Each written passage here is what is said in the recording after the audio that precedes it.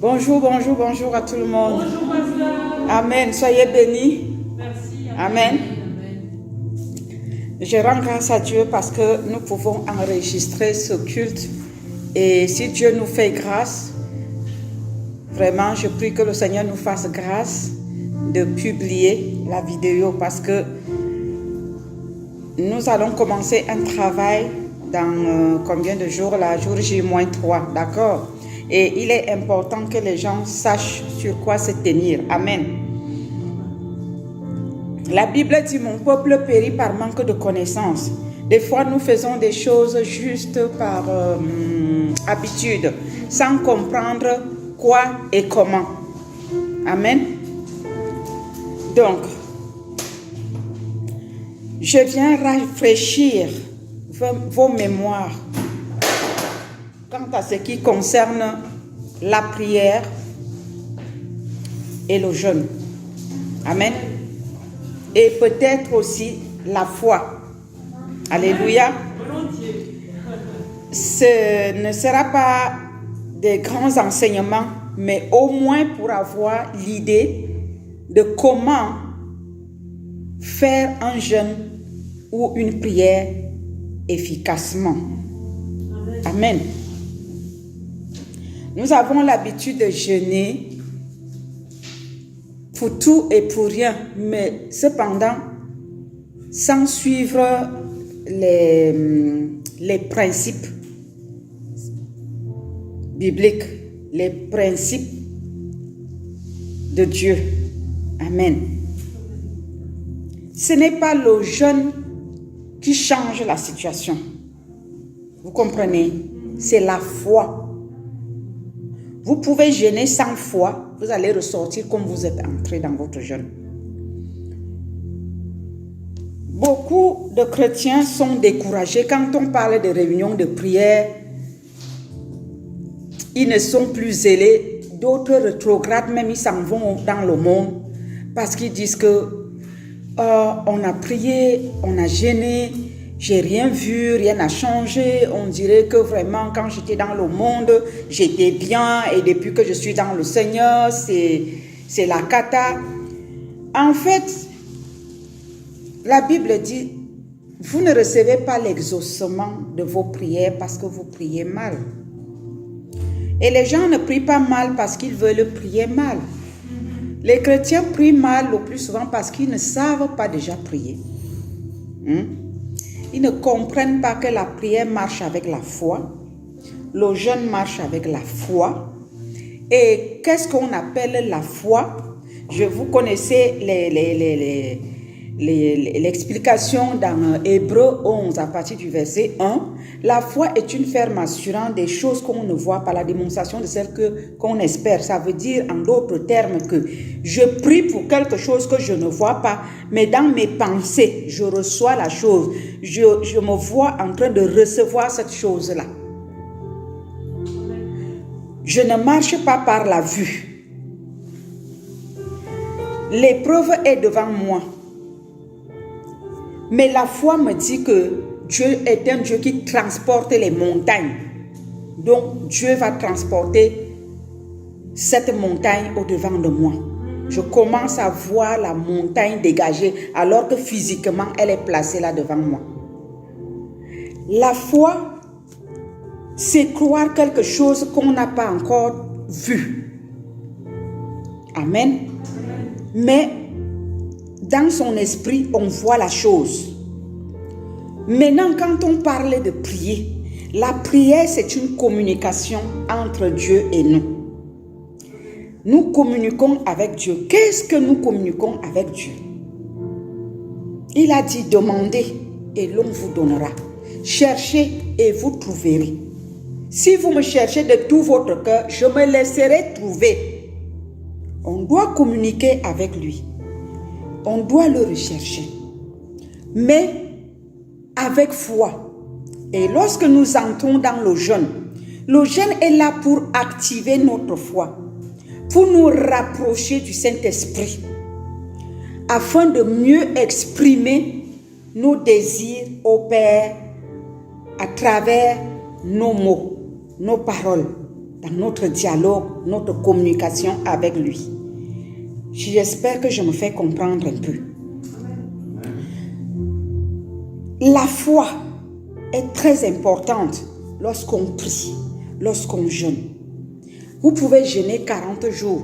Beaucoup de gens, il m'arrive des fois, mais c'est quand je reçois vraiment en esprit que je dois jeûner 40 jours, mais pas le jeûne de Moïse. Amen. Quelqu'un vivant par la chair, qui va se lever pour dire, moi je veux faire 40 jours comme Moïse. Il y a des critères. Moïse était à la montagne entre lui et Dieu. Amen. Il a laissé Israël ici en bas. Il n'était pas avec tout le peuple. On est d'accord. Il n'était avec personne. Cela veut dire qu'il ne parlait à personne d'autre que Dieu déjà. Amen. Parce qu'il faut voir les critères. Il ne parlait qu'avec Dieu. Donc dans la présence de Dieu, sa chair était morte. C'est-à-dire qu'il n'avait plus faim. Il n'avait plus les désirs de ce monde. Il était vraiment avec Dieu. La présence de Dieu l'envahissait et il ne ressentait plus rien de la chair. Il n'était pas en contact avec les humains. Mais nous sommes ici sur la terre comme ça. Nous jeûnons avec les gens dans la maison, avec les téléphones, avec des je ne sais pas quoi. Nous entrons, nous sortons et nous prenons 40 jours. Ça, ce n'est pas le jeûne de Daniel, de Moïse, de 40 jours. Parce que les 40 jours que nous jeûnons ne sont pas ceux de Moïse. C'est juste 40 jours de jeûne, comme ça peut aussi être réduit à 21 jours. Mais si le Seigneur te met à cœur de jeûner 40 jours, tu le fais. Il saura comment te transporter, mais ça ne peut pas être comme le jeûne de Moïse. Parce qu'il ne mangeait pas, il ne buvait rien, il ne parlait à personne, il ne voyait personne. C'était que lui et Dieu. Point. Amen. Est-ce que vivant sur la terre, on arrive à le faire? Si oui, tu dois t'enfermer pendant 40 jours.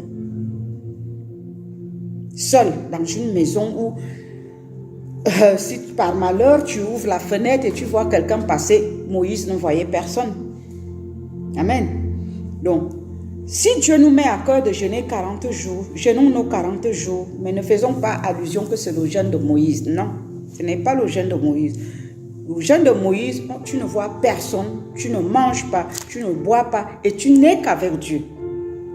Et jusqu'à présent, je n'ai pas vu quelqu'un sur cette terre, même les grands hommes de Dieu que je connais, faire ce genre de jeûne. Tout le monde, pas tout le monde, la plupart jeûnent 40 jours, mais ce n'est pas le jeûne de Moïse, parce qu'il faut être clair. Dieu peut te mettre à cœur de faire un jeûne de 40 jours. Ce jeûne, c'est pour te rapprocher du Saint-Esprit, pour que ta foi augmente et que tu sois connecté à Dieu afin de recevoir l'exaucement de ta demande. Amen. Donc, comme nous allons rentrer là dans le jeûne, ce n'est pas le fait de jeûner qui va te donner la réponse, c'est ta foi. Vous allez rentrer dans la présence de Dieu avec foi. Vous devez croire à ce que vous êtes en train de faire. Vous devez croire à vos prières, vous devez croire à votre jeûne. Et surtout, vous devez croire que c'est par amour et par grâce que le Seigneur répond à nos prières. Ce n'est pas parce que nous allons le tabasser, on ne peut pas le manipuler. Tout ce qu'il nous demande d'avoir, si nous avons la foi comme un grain de sénévé. Amen. C'est tout. Donc, travaillons sur notre foi. Et comment travailler cette foi-là? Il y a des promesses dans la Bible. Amen. Nous pouvons lire les promesses de Dieu. Commençons d'abord par Ésaïe 58. Je ne vais pas le lire maintenant. Vous irez lire Ésaïe 58 à la maison. Il nous donne la direction, la guidance, nous oriente de comment préparer notre jeûne. Donc, commencez à faire cela dès aujourd'hui, demain, avant le jour J. Lisez Ésaïe 58. Essayez de vous conformer, de personnaliser de proclamer, de déclarer, de confesser, de faire tout ce que vous pouvez faire qu'il y a dedans. Déjà ça. Comprenez? Ça, c'est pour préparer le jeûne. Niveau de la prière, c'est la communication, comme je disais tantôt. Et dans cette communication, nous n'allons pas vers Dieu pour l'accuser, pour lui dire, Seigneur, pourquoi c'est comme ça? Pourquoi depuis que je suis venu au Seigneur, ma vie c'est comme ça? Depuis que je prie, pourquoi Seigneur? Non! Allons vers le Père qui nous aime. Ne nous culpabilisons pas. Confessons-lui nos péchés. C'est son protocole d'accord. Parce que quand nous allons dans 2 Chroniques 7,14, il nous le dit. Dans Jérémie 3,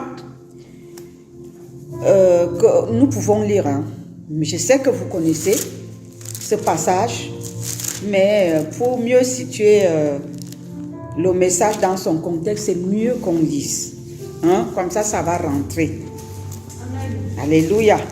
Des fois, vous êtes d'accord avec moi qu'on peut lire un passage 10 000 fois, on ne comprend pas, mais un jour, le Seigneur se révèle à travers son Saint-Esprit, on comprend facilement. Amen. Donc, j'espère que ce jour-là, c'est aujourd'hui. Et que vous allez comprendre, vous allez saisir ce passage. Le Seigneur me dit, va, crie ces paroles vers le septentrion et dit, reviens infidèle Israël, dit l'Éternel. Je ne jetterai pas sur vous un regard sévère. Non, Dieu n'a pas un regard sévère envers nous. C'est notre Père. La Bible dit, si méchant que vous êtes, vous savez donner des bonnes choses à vos enfants, à plus forte raison, moi, qui suis votre Père, je vous donnerai des bonnes choses.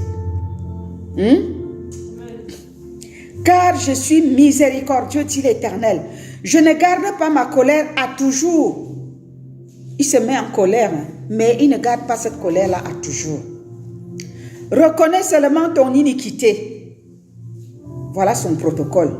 Reconnais que tu as été infidèle à l'Éternel ton Dieu, que tu as dirigé ça et là, tes pas vers les dieux étrangers sous tout arbre vert, et que tu n'as pas écouté ma voix, dit l'Éternel.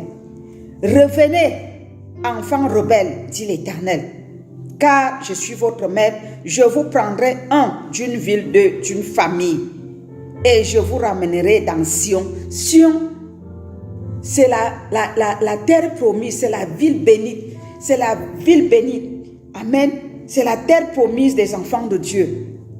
Je vous ramènerai dans Sion. Je vous donnerai des bergers selon mon cœur et ils vous paîtront avec intelligence et avec sagesse. Alléluia. Si on revient au Tout-Puissant, on revient au Seigneur. Alléluia. Le Seigneur, il est bon. Il nous pardonne, il nous écoute, il nous exauce. Donc quand nous allons dans sa présence, entrons d'abord dans ce protocole d'accord. Reconnaissons, racontons-lui nos bobos, notre vie, confessons tout. Renonçons à notre rébellion, parce qu'il nous dit, revenez enfants rebelles. Il sait que nous sommes rebelles.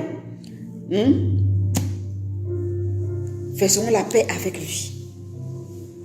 Et après, il va nous écouter. N'allons pas vers Dieu comme si on était parfait, alors que c'est Jésus-Christ seul qui est parfait. On arrive, on commence à étaler notre vie, à lui poser des questions, à le condamner, à le passer au fouet, comme s'il était méchant. Mais non, il n'est pas du tout méchant. C'est à nous de suivre son protocole, d'accord? Amen.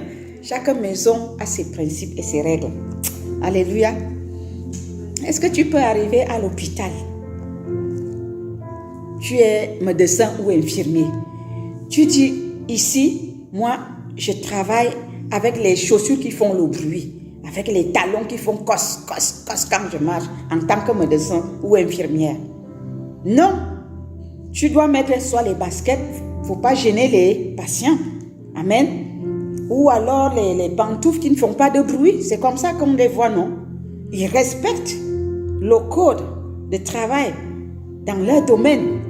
Mais nous aussi, quand nous nous approchons de notre Dieu, respectons le code, le protocole d'accord. Reconnaissons les choses. Amen. Et lui, il va nous écouter. 2 Chroniques 7, 14 jusqu'à 15 que vous connaissez, nous allons prendre également. Parce qu'il est important qu'on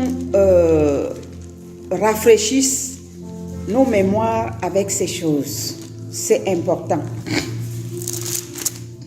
Je ne voudrais pas que certains rentrent dans cette période d'intimité avec Christ comme si c'était la religion, sans savoir qu'est-ce que nous sommes en train de faire. Non. Nous devons savoir ce que nous sommes en train de faire, où est-ce que nous allons et pourquoi. Amen. Si mon peuple sur qui est invoqué mon nom s'humilie, prie et recherche ma face, et s'il se détourne de ses mauvaises voies, je l'exaucerai. Donc, si, condition, première condition, le Seigneur n'a pas dit, quand tu veux jeûner, viens réclamer les choses.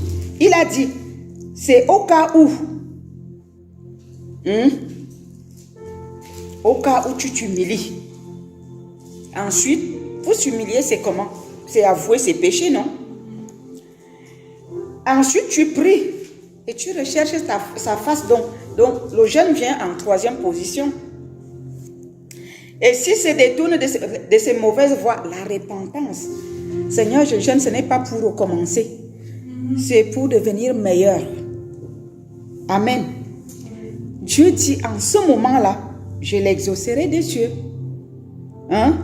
Je lui pardonnerai son péché et je guérirai son pays. Mes yeux seront ouverts désormais et mes oreilles seront attentives à la prière faite en ce lieu. Est-ce qu'il a commencé par dire, si vous m'invoquez, mes oreilles seront attentives et la prière faite en ce lieu, je l'écouterai? Non.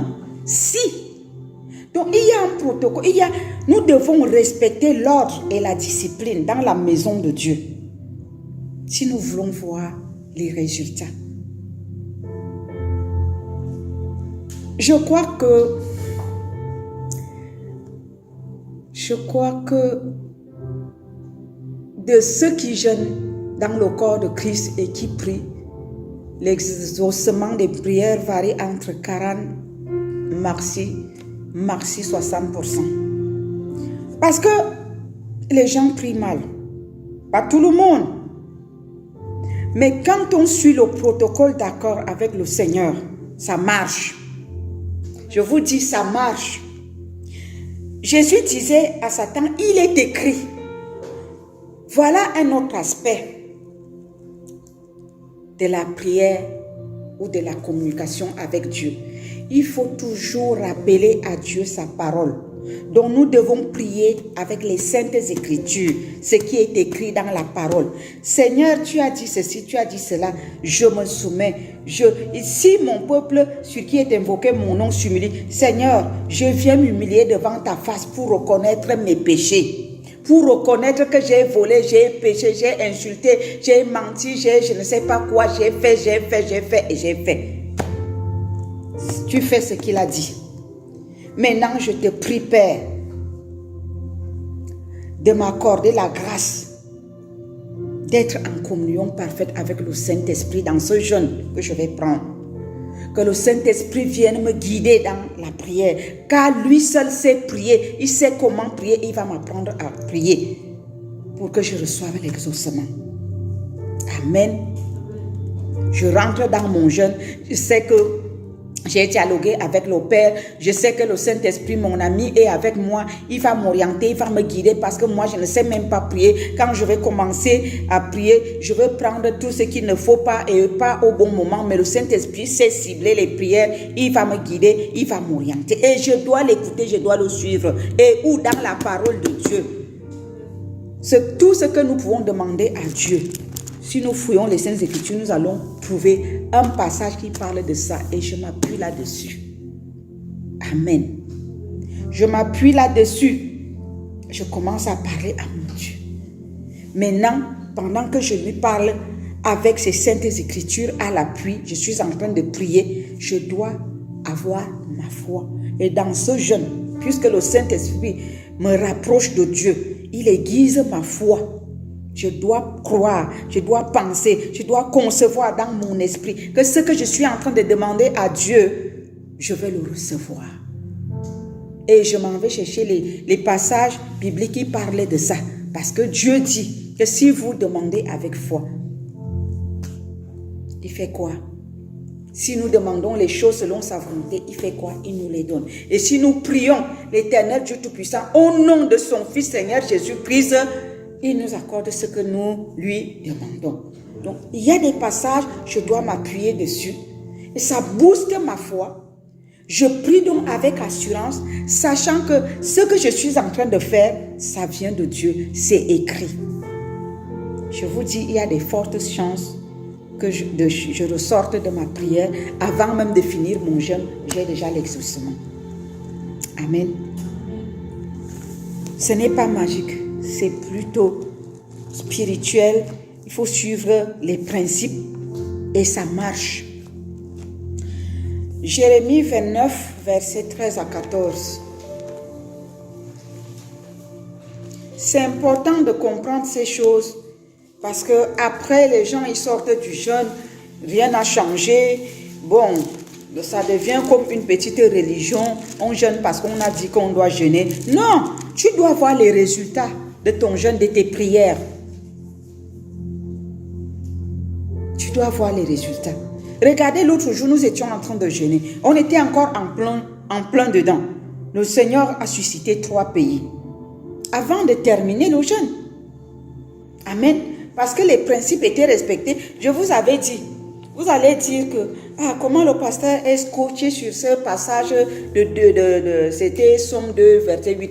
Je dis, moi, je ne bouge pas de ça parce que c'est là où le Seigneur m'a conduit. C'est là où le Saint-Esprit est venu me conduire. Parce que lui connaît le chemin. Il sait quel bouton appuyer. C'est le bouton qu'il m'avait montré. Il y avait plein de versets qu'on pouvait utiliser. Mais non, on n'utilise pas la parole de Dieu à tort et à travers. Non, il faut l'utiliser dans son contexte. Amen. Et le Saint-Esprit savait que c'est dans ce cadre-là, dans ce contexte-là, c'est tel passage qu'il fallait utiliser. On l'a utilisé tout simplement. Amen. Donc voilà pourquoi il est bon de se rapprocher du Saint-Esprit, de préparer bien, avant de rentrer dans son jeûne, on se prépare. Tu ne peux pas sauter de coq à l'âne, tu arrives, tu commences seulement à prier, mais non, tu as dialogué quoi avec le Père, avec le Saint-Esprit, qui va te guider, qui va t'orienter. Amen. Jérémie 29, à partir du verset 13, du 13 au 14.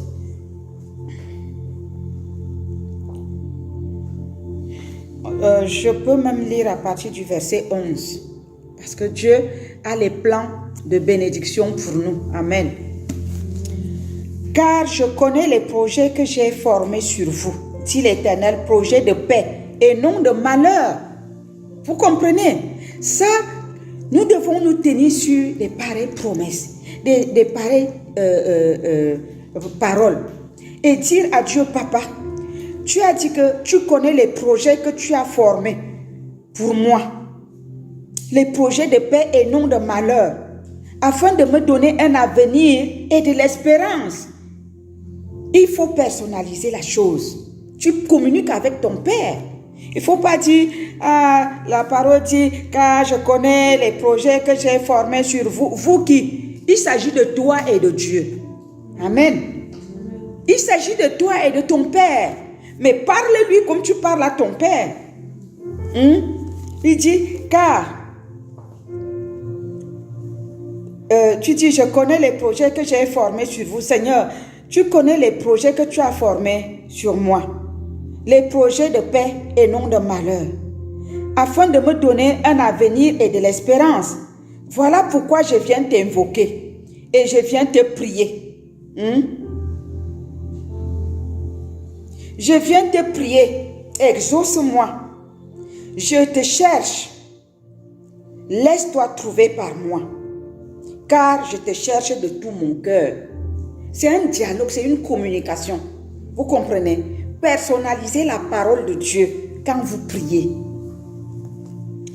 Verset 14. Tu dis, Père, que tu te laisses trouver par moi. Ramène donc maintenant tout ce qui a été tenu captif dans ma vie, dans ma destinée jusqu'à ce jour, à cause de ma désobéissance, à cause de mon ignorance. Amen. rassemble-moi avec toutes les nations et de tous les lieux où tu m'as dispersé à cause de mon péché. Parce que tous les malheurs ne viennent pas du diable. Le Seigneur punit aussi. Vous voyez ici, là, il ne dit pas ici que le diable m'a chassé, c'est lui-même. Amen. Ramène-moi dans le lieu où tu m'as fait aller en captivité, dans la sécheresse, là où il manque d'eau, il manque la verdure. Enlève-moi de l'Égypte, ramène-moi dans tes verts pâturages. Tu parles à ton Dieu. Est-ce que vous voyez que quand vous lisez ici, vous priez comme ça booste votre foi. Ça plante quelque chose en vous, en esprit. Amen. Ça vous donne l'assurance que vous êtes en train de dialoguer avec le Père selon ces saintes écritures. Donc, ma demande là, elle va marcher. Amen. Et là, ton jeûne, toi-même, tu es motivé. Tu oublies de l'eau, tu oublies la nourriture. Quand la famine veut te tenter, toi, tu es plongé dedans. Amen. C'est important de se tenir sur la parole de Dieu. Nous allons dans le livre de Jacques chapitre 1.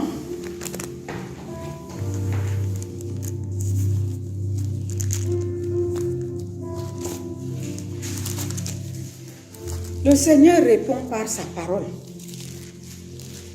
Utilisons la parole de Dieu. Et vous allez voir. Jacques chapitre 1, du verset 5 au verset 6. Je vais lire.